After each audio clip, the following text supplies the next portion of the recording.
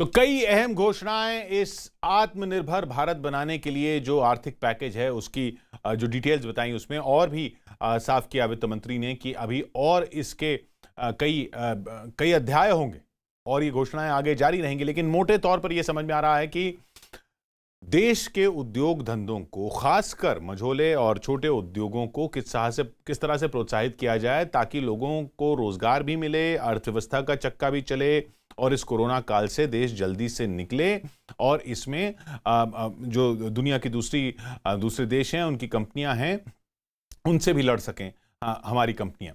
अब ये पूरा अभी मोटे तौर पर समझ में आ रहा है, जिसमें सारी घोषणाएं जो थी उनके बारे में हमने सुना, देखा और जो आम लोगों से जुड़ी हुई घोषणाएं थी, कुछ सीधी सीधी रियल एस्टेट सेक्टर से जुड़ी हुई या 30 नवंबर तक आईटी रिटर्न भरने तक की जुड़ी हुई, टीडीएस में 25% की कटौती की गई है। जो भी टीडीएस की दरें हैं, टीडीएस की दरें मतलब टैक्स कम नहीं हुआ, टैक्स जो कटता है टीडीएस के रूप में वो उतना नहीं कटेगा जैसा अभी तक कट रहा था। अगर 10% कटता है तो 7.5% कटेगा। इस तरह से वो जो पैसा है वो भी सर्कुलेशन में रहेगा। तो सरकार की पूरी कोशिश ये है कि पैसा जो है वो सर्कुलेशन में रहे और एमएसएमई जो छोटे उद्योग हैं, मझोले उद्योग हैं, उनको लोन कैसे आसानी से मिल सके, उनको वो लोन लें और अपना काम धंधा चलाएं, जिससे बाकी सारी चीजें जुड़ी हुई हैं हमारे साथ। और इसमें देश भर से कैसी कैसी प्रतिक्रियाएं थी, कैसी कैसी उम्मीदें थी, कैसी कैसी राज्य सरकारों की बातें थी, उस सब पर बात करते हैं। ये सबसे बड़ा सवाल यहां पर यही है कि इसको किस तरह से लिया जा रहा है। हमारे साथ कोलकाता से आशिका सिंह हैं,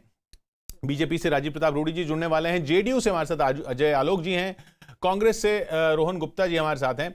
मैं सबसे पहले रोहन आपके पास ही आऊंगा, क्यों आप वित्तीय मामलों के जानकार भी रहे हैं। कांग्रेस प्रवक्ता होने के नाते मैं आपसे एक बहुत मुश्किल सवाल ये पूछूंगा कि इसमें सबसे अच्छा क्या है जो आज हुआ है? ये सीरियसली बहुत मुश्किल सवाल है, क्योंकि इसमें कुछ अच्छा नहीं हुआ। आपने मेरे दिल की बात कर दी और ये बहुत ज्यादा मुश्किल सवाल मुझे लग रहा है। देखिए, एक ही चीज में समराइज करूंगा, खोदा पहाड़ निकला चूहा। देखिए, आप राहत का मतलब क्या होता है किशोर जी? अगर मैं किसी आपदा का शिकार हूं, मेरा जो लॉस हुआ, मैं लॉस के पहले की परिस्थिति में आ जाऊं, मैं उसको राहत बोलूंगा। आज जो सरकार ने डिक्लेयर किया, एमएसएमई की सबसे बड़ी मांग थी कि जो लॉकडाउन का पीरियड है उसका हमारा इंटरेस्ट का वेवर हो, जो भी हमने बैंक का इंटरेस्ट लिया है, और दूसरा वेज पैकेज, सैलरी पैकेज के जिससे मैं मेरे एम्प्लॉइज को सैलरी दे पाऊं। ये सिचुएशन, ये जब तक एसएमई के पास पैसा नहीं आएगा, वो कैसे अपने वर्करों को पैसा नहीं तो वो आसानी से लोन मिलेगा, उससे आप कंपनी चलेगी और उससे की बात है किशोर जी। अभी जो लॉस हो चुका, देखिए हम लोग आज आप कह रहे हैं कि ये आगे चक्का चलाने के लिए तो ठीक है, लेकिन जो अभी नुकसान हुआ उसकी भरपाई नहीं है। राजीव प्रताप रूडी जी, आगे की ये कांग्रेस का इल्जाम कि आगे की बात हो रही है, जो हो गया उसकी भरपाई कौन करेगा? देखिए, मैं समझता हूं कि अगर इस विषय पर जो कोई अर्थव्यवस्था का विषय समझता हो, अगर वैसे व्यक्ति से टिप्पणी ली जाए तो शायद विश्लेषण सामान्य होगा। वो एक कहावत है, किसके सामने बीन बजाए, वो वाली बात के सामने मेरा बहुत तर्क यहाँ, मैं इनके लिए तर्क नहीं देना चाहूंगा, क्योंकि अज्ञानता की स्थिति में अगर कोई टिप्पणी करे तो इससे बेहतर वही छोड़ देना उचित होगा। सिर्फ बता दीजिए को क्या मिला। एक सेकंड जब आप बोलते हैं, एक मिनट में सुन लेते हैं रोहन सुन लेते हैं। हाँ बोलिए राजीव जी। आप इसमें आप शुरुआत कीजिए और लगभग 65% जो है सर्विसेज और मैन्युफैक्चरिंग का कंट्रीब्यूशन है जीडीपी में, और जो सबसे बड़ा केंद्रित है आज के जो ओवरऑल पैकेज है, जो 20 लाख करोड़ में लगभग 4 लाख करोड़ रुपए तक की राहत का व्यवस्था आज सरकार ने किया है और चरणबद्ध तरीके से एक एक चीज का बताया है। जो 2 प्रकार से व्यवस्था को दुरुस्त करने का तरीका अर्थव्यवस्था में होता है और ऐसे परिस्थिति में दुनिया भर में उस प्रकार का व्यवस्था किया जाता है। एक है कि जो इमीडिएट राहत दिया जाता है वैसे समाज के लोगों को जिनको इमीडिएट खाने पीने की व्यवस्था करनी है, उनको राहत देनी है, और वो सरकार ने प्रधानमंत्री कल्याण योजना के तहत 1,70,000 करोड़ रुपया सीधे लोगों के खाते में पहुंचाए। तो इनकी चिंता है कि उनका वेतन का क्या होगा, वेजेस का क्या होगा, और सबसे बड़ी है, देखिए मोटी बात ये रूडी साहब, मोटी बात ये, क्योंकि एक प्रेस कॉन्फ्रेंस बहुत लंबी चल गई तो वक्त हमारे पास कम है, इसलिए मैं बोल रहा हूँ मोटी बात ये, सवाल ये कि भाई आगे अर्थव्यवस्था चलाने के लिए सरकार सोच रही है, वो तो दिख रहा है, वो तो हमें लग रहा है कि हाँ अर्थव्यवस्था कैसे चलेगी और देश के उद्योगों को कैसे बढ़ावा मिलेगा, जिससे रोजगार बढ़ेगा, वो सब की प्लानिंग दिख रही है। लेकिन जो नुकसान हुआ वो अभी ऐसा लग रहा है जैसे झेल के ही आगे बढ़ना पड़ेगा। अजय आलोक जी, एक टिप्पणी आपसे छोटी सी, फिर मैं रूडी साहब के पास जाऊं।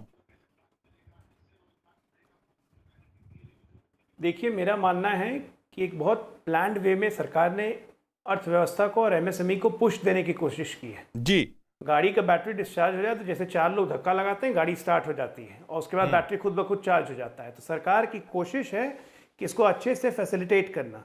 ये मुंह में बैठ के चम्मच से खिलाने वाली कोशिश नहीं है। आत्मनिर्भरता का मतलब क्या होता है? ये कोशिश है सरकार की कि उद्योग खुद से सेल्फ रिलायंस हो जाए।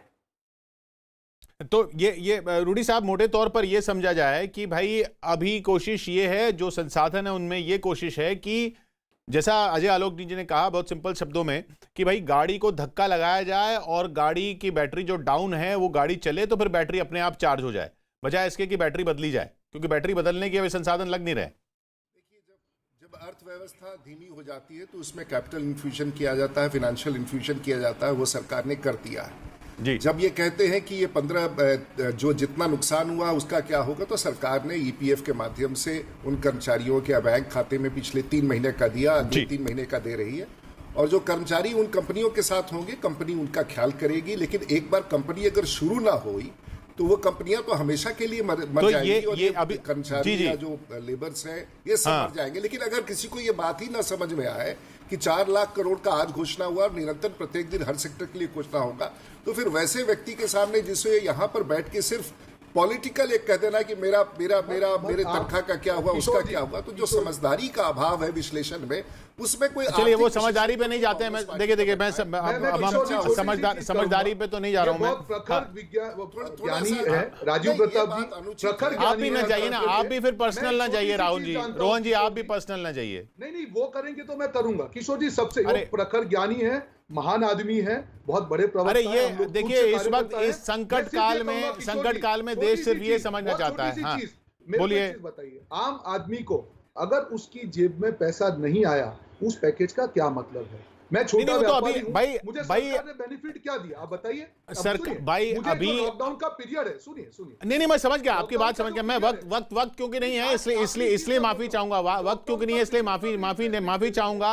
आपका कहना है कि जो बीत गया उसकी भरपाई कैसे होगी, और सरकार की मंशा जो दिख रही है, जैसा अजय आलोक जी ने कहा और रूडी साहब ने शब्दों में बताया कि भाई गाड़ी चले और उस गाड़ी चलने के बाद जब गाड़ी से अर्थव्यवस्था का पहिया घूमेगा तो उससे जब सबको फायदा होगा तब ये आगे चल के भरपाई होगी, क्योंकि अभी इस वक्त यही रास्ता दिख रहा है। बहुत बहुत शुक्रिया आपका, माफ कीजिएगा थोड़ा प्रेस कॉन्फ्रेंस लंबी हो गई, इस वजह से हम ज्यादा इस पर और चर्चा नहीं कर पाए, लेकिन मोटे तौर पर यह दिख रहा है। शुक्रिया आपका रूडी साहब, रोहन गुप्ता जी, अजय आलोक जी और आशिका और अभिषेक, आपका बहुत बहुत शुक्रिया। माफ कीजिएगा आपके पास नहीं आ पाए, लेकिन ग्राउंड की रिपोर्ट भी जानना जरूरी था। ब्रेक ले रहे हैं।